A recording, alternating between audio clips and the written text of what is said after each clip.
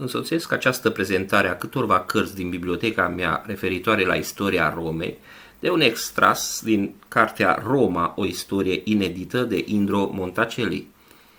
Istoricii care au povestit faptele au înveșmântat în multe legende acest capitol ce trebuie să fi fost foarte neplăcut pentru urbe. Este vorba aici despre invazia galilor asupra Romei din secolul IV înainte de Hristos.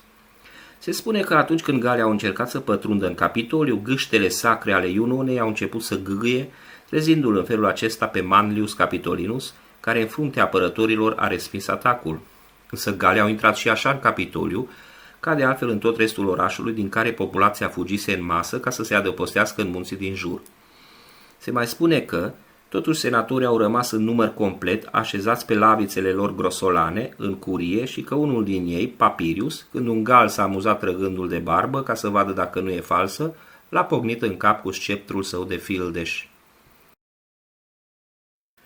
Și în sfârșit se mai povestește că Brennus, după ce dăduse foc întregii Rome, a cerut ca să plece înapoi nu știu câte kilograme de aur și le-a impus romanilor pentru măsurat un cântar mincinos.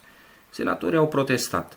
Atunci Brennus, comandantul gal, a mai aruncat pe talerul cu greutăți și propria spadă, pronunțând celebrele cuvinte: Ve victis, vai de cei învinși, la care Camillus, apărut ca din senin, ar fi răspuns: Non auro, sed ferro recuperanda est patria.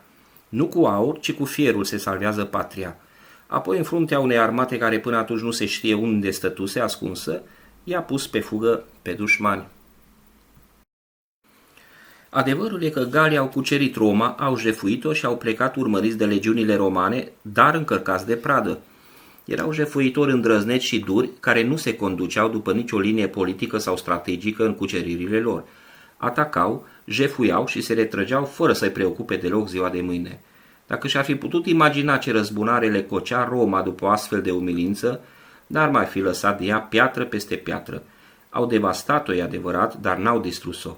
Și-au făcut cale întoarsă către Emilia și Lombardia, dând posibilitatea lui Camillus, rechemat urgent din Ardea, să mai repare ceva din stricăciuni. Dar despre răzbunarea romanilor pe vremea marelui general Cezar, cu altă ocazie.